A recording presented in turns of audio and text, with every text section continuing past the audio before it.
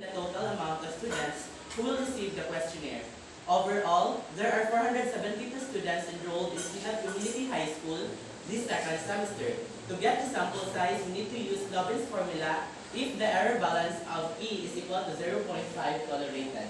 So the distribution is observed by the following. N is equal to N over 1 plus N E squared, where N is the number of population and E stands for error balance. N is equal to N over 1 plus N, E is equal to E squared, so ang N is equal to 472, so times 1 plus 472 times 0.05, 2.18, so 472 divided by 2.18 is equal to 216.5137614679, or round up to 270. So year level, so muna mo mga respondents from year level, section, sex, male, female, the total, the percentage, the frequency of male, female, and the total. So grade 7, honesty, 15 male, 15 female, trustworthy, 15 male, 14 female. Sa honesty, we have a total of 30, and trustworthy, a total of 29. Grade 8, blueberry, male 13, female 23, a total of 36. Grade 8, mahogany, male 17, female 21, a total of 38. Grade 9, daisy, male 18, female 16, a total of 34. Grade 9, jasmine, male 17, female 20, a total of 37. Grade 10, sandys, male 19, female 16, a total of 35. Grade 10, lagon, male 25, female 18, a total of 43. Grade 11, caregiving, male 3, grade 11, female 30, a total of 33. Grade 11, use, male 18, female 17, a total of 35. And grade 11, small, male 31, female 0, a total of 31. Grade 12, caregiving, male 0, female 15, a total of 15 students. Grade 12, use, male 20, female 30, a total of 50 students. And grade 12, small, 26 male and 0 female, a total of 26. So overall, the total of male students here in Sinat Community High School is 237 and the female is 235. Then a total of male and female students in Sinat Community High School is 472. So in order to get the percentage, we need to divide the total of male and female by the overall total of students times 100%. So that's how we get the grade 7 percentage, honesty 6.4, trustworthy 6.1, blueberry 7.6, grade 8 mahogany 8.0, grade 9 daisy 7.2, jasmine 7.8, grade 10 sandys 7.4, lemon 9.1, grade 11 caregiving 7.0 percentage, Yumes is 7.4, and small is 6.6. And grade 12 caregiving 3.2 percentage, Yumes is 10.6, and small is 5.5, a total of 99.9%. So the frequency is, in order to get the frequency, we need to divide the total of male by the total of students overall times the sample size. So male from grade 7 is 7 and female is 7, trustworthy is 7, 6. So honestly, a total of 14 sa frequency na mo tagaan sa buang questionnaire. Then sa trustworthy 13, sa blueberry 17, sa mahogany 18, sa grade 9 15, sa daisy nga grade 9, sa jasmine is 17, sandy 16, lemon 20, caregiving 16, yumes is 15, grade 11 small is 14, grade 12 caregiving, which respondents. So statement of the problem. So this study aims to identify how internet addiction influences the students in Sinat Community High School academic year 2022-2023 and how it can affect their health. It has sought to answer the following sub-problems. What is the profile of the respondents in terms of age, sex, and academic performance? Number 2, how often the utilization of internet among students and their level of internet addiction in terms of purpose and length of time. Number 3, to what extent internet addiction affects health in terms of mental, physical, and emotional. Number 4, is there a significant relationship between the profile of the respondents and the extent of the health effects of internet addiction? And lastly, number 5, is there a significant relationship between the utilization of the internet and the extent of internet addiction? So conceptual framework. Conceptual framework for the study, which serve as the researcher's roadmap, is offered below. For simple procedures and step-by-step methods, the inputs of the study include data gathered from a survey in the profile of their students at CLAB Community High School in terms of age, sex, and academic performance. The input also includes how often the utilization of the internet among students and their level of internet addiction in terms of the following aspect: purpose and length of time, and also to what extent addiction affects health in terms of mental, physical, and emotional. It will also determine how extent are these aspects perceived by students. Furthermore, the significant relationship between the students and the respondents and the extent of the health effects of internet addiction and the significant relationship between the utilization of the internet and the extent of internet addiction. The process refers to the statistical analysis and interpretation of the data and the establishment of the results or findings and the conclusions. Finally, the output will be based on the data gathered. The findings and the conclusions made will be the intervention plan. So in the input, we have the statement of the problem, the profile, the age, sex, and academic performance, the utilization of the internet, the purpose and length of time, the effects of internet addiction in health-related quality of life, in terms of mental, physical, and emotional, and the significant relationship to what extent. The process is a statistical treatment and analysis of data with the use of percentage, mean, chi-square, and person, product, moment correlation, interpretation of data gathered, summarizing the findings based on the main and sub-problems presented in the study, drawing conclusions, and presenting recommendations. So ang output, ang among himuan is intervention plan and research utilization plan. Null hypothesis. So, sorry na kuan siya na question mark dili gaya ko hinadali ako gusto. So the following null hypothesis is presented for verification. There is no significant relationship between the profile of the respondents and the extent of the health effects of internet addiction. Number two, there is no significant relationship between the utilization of the internet and the extent of internet addiction. So, review of related literature. The use of internet and smartphones has grown significantly over the past few years and has now become essential to modern life, according to World Health Organization 2018. According to statistics, there were over 4.6 billion internet users worldwide as of January 2021, Camp 2021. Over the past few decades, technological breakthroughs have fundamentally shaped the role of the internet in our lives. Today, the internet is a necessary component of our everyday lives at home, at work, and during leisure. With a rate of over 119% in 2022, Brunei had Southeast Asia's highest internet penetration rate or IPR, which measures the proportion of the total population that uses the internet. This high rate can be attributed to consumers there having multiple internet subscriptions active at once, following with internet penetration rates of over 90% apiece were Malaysia, Singapore, and the Philippines. Leander Bon, Committee 2023. One of the most crucial technologies in today's society, the internet has a significant impact on students through things like increased usage. With the development of media and technologies, the internet has become a powerful instrument for removing physical barriers between people. With the accessibility and portability of new media or internet addiction, which is defined as excessive computer use that interferes with daily living, has become a potential issue in young people.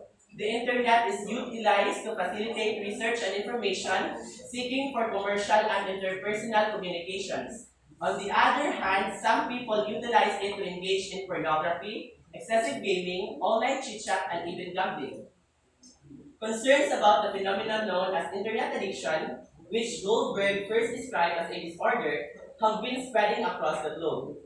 Man's mental well-being depends on a number of elements, each of which has the potential to either endanger or safeguard it. However, there is a complicated relationship between these determinants of mental health. Genetics are involved as well as how environmental factors and lifestyle decisions interact. Even though mental disease running in families have proved to be strongly influenced by heredity, no one gene has ever been proved to be the only cause of mental ailment. This demonstrates that intricate correlation connected to mental illness. The internet is one of the environmental elements that has been linked to mental problems. Many mental illnesses such as low self-esteem, impulsivity, insomnia, and mood disorders, depression, and suicide are linked to internet addiction. The degree of internet addiction is strongly correlated with mental health, overall well-being, and quality of life. Since Young initially identified it, the notion that internet addiction severely affects one's mental health has gained wide acceptance. In addition to negatively affecting one's mental health, internet addiction has a significant negative impact to one's physical health, which common symptoms including pain, stiffness in arms and joints, dry eyes, back and neck pain, that can cause headaches, disturbed sleep, extremely hyperactivity, excessive talking, decreased hygiene, and eating disorders. One of the key factors known to significantly increase the risk of mental illness among students in poor academic performance. On the other side, it has been demonstrated that internet addiction results in poor time management, which negatively affects academic achievement. It follows that it is obvious that internet addiction can result in bad mental health through subpar academic achievement. A major mediating component between emotional regulation and internet addiction may be despair and anxiety, which previous studies have linked to emotional control. The mechanism underlying these correlations, however, has gotten into study and is still a mystery. The problematic internet use that many teenagers with internet addiction exhibit may be linked to much more negative feeling and worsened emotional control impairments. Boys and females exhibit internet addiction in very different ways. Teenagers with a masculine temperament, for instance, favor competitive games, whilst those of the feminine temperament have little interest in them. However, because of the virtual nature of cyberspace, adolescent online conduct may exhibit cross-gender behavior. The paradox between the need for emotional autonomy and adolescents' inadequate emotion control may explain why adolescents experience more unpleasant emotions. Last, research has however concentrated on the modal invariance across gender and age, as well as the mediating roles of cognitive reprisal and expressive, expressive suppression in internet addiction. So, internet addiction was associated with using the internet for social networking, spending more time online each day, and using the internet for educational purposes to support students' learning and increase their productivity in the classroom. The school administration should improve the availability, dependability, and regulation of campus internet connections. It is advised that the school administration educates students about internet addiction and its potential consequences. This might be done through the foundational courses curriculum implementation assistance program. There should be plenty of possibilities for students to get involved in extracurricular activities and interact with peers. Additionally, students should have access to therapists for emotional and mental support because they are overburdened with their studies and demanding posting schedules. The frequency and consequences of mental, psychological, and social illness associated with internet addiction in high-risk populations require further study. In order to affect policy choices and responses, further study on mental health issues in the Philippines is also necessary. So references, wala ko na mukha.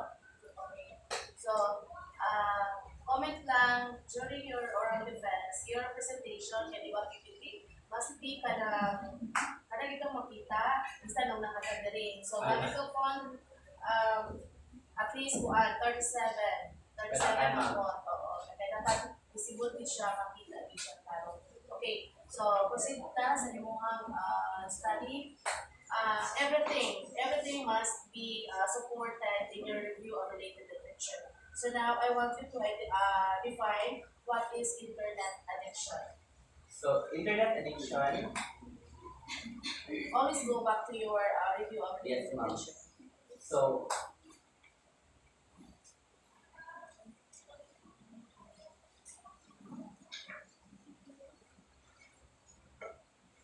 So ano ma'am, Goldberg first described that internet addiction as a disorder have been spreading across the globe. So internet internet addiction is associated with using the internet for social networking, spending more time online each day, and using the internet for educational purposes. So to support students learning and increase their productivity in classroom, this muna internet addiction. Okay, so in short, it is all about Internet. Using the internet. excessive. Excessive using. Na siya kuan ka ng sobra na ba? So that is why that word na addiction. Okay. Referring to your statement of the problem, number 2 question is how often the utilization of the internet among students and the level of internet addiction in terms of purpose and length of time. So my question is why do you want to know the frequency in the utilization of internet and the level of internet addiction? So still support your answer in your RRL. So one of the most crucial technologies in today's society, the internet, has a significant impact on students through things like increased usage.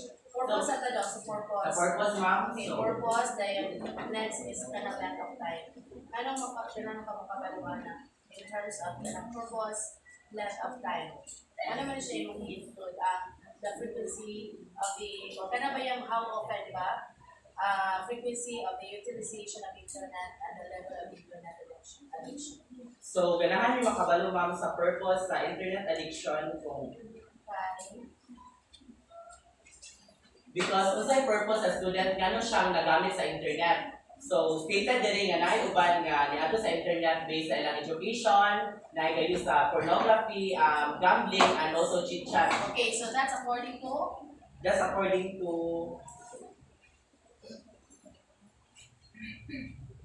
Goldberg, ma'am. Okay, very good.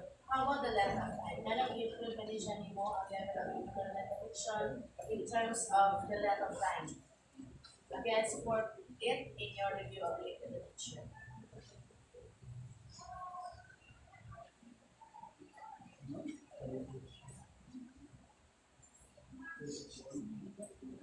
So kanang sa length of time, ma'am, kung gaano sila na-engage sa internet, kung ilang ka hours in ana. So how they use and utilize the internet. So kung kanang pag-utilize, ma'am, so naa po dito ang purpose. Maguyod na sa duha kay while gaon sa internet, so last na gibuhat mo na ilang purpose. So the utilization of internet, so kung yun sa nila katason, gigamit ang internet. So the refer siya sa kanang spending time. Of time. So asa na to na siya i-relate according to whom?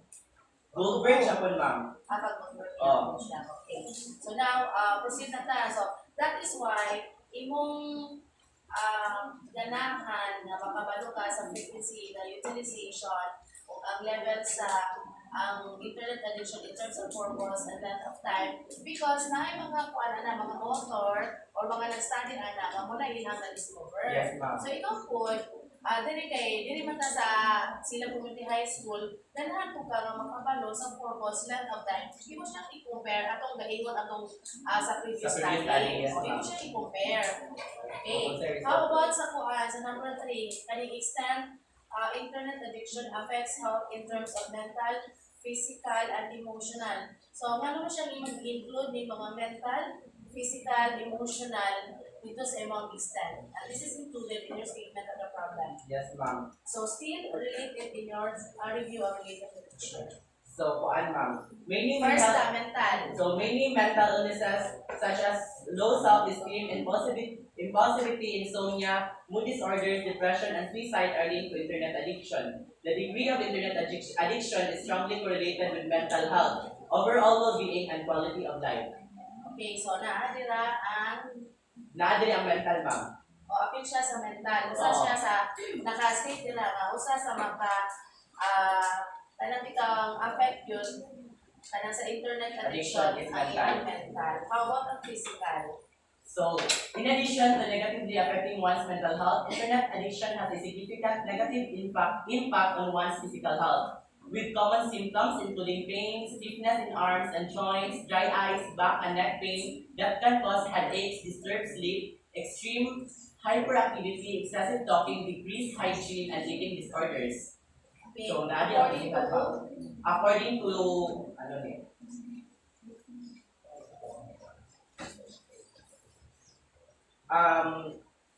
Adelito and 2022 Impact of Internet Addiction and Mental Health among undergraduates in Nigeria, ma'am. Okay, very good. How about emotional? Emotional. So, a major mediating component between emotional regulation and internet addiction may be despair and anxiety, which previous studies have linked to emotional control. And mechanism underlying these correlations, however, has gotten little study and is still a mystery. The problematic internet use that many teenagers with internet addiction exhibit may be linked to much more negative feeling or worsened emotional control impairments.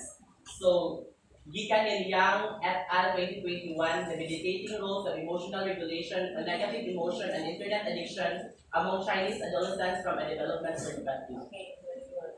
So number 4 and number 5, or this is a number 4. Why do you think you want to correlate? Ganahan ka nga mo correlate, or you want to know if the profile of the respondents and the extent of health effects of internet addiction na siya ka na ba? You want to know the relationship or the correlation between the profile and the health extent of health effects of internet addiction. So the problematic internet use that many teenagers with internet addiction exhibit may be linked to much more negative feeling and worsened emotional control impairments. Boys and females exhibit internet addiction in very different ways. Teenagers with masculine temperament, for instance, favor competitive games, whilst those of the feminine temperament have little interest in them. However, because of the virtual nature of cyberspace, adolescents online conduct may exhibit cross-gender behavior. The paradox between the need for emotional autonomy and adolescents' inadequate emotion control may be explained why adolescents experience more unpleasant emotions.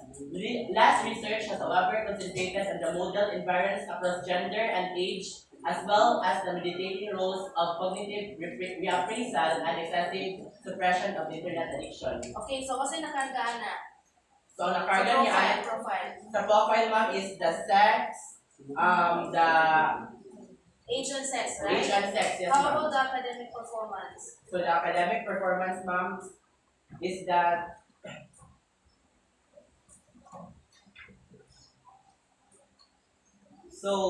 ma'am, one of the key factors known to significantly increase the risk of mental illness among students is poor academic performance. Okay. So, mo nang ganahan ka nga makabalo kung naabot yung relasyon ang profile o ang extent sa health extent dito sa health sa internet addiction. Then sa number 5, why you also want to know the relationship between the utilization. Ang utilization na po ha, itong i-refer na frequency. Utilization of internet and the extent of internet addiction.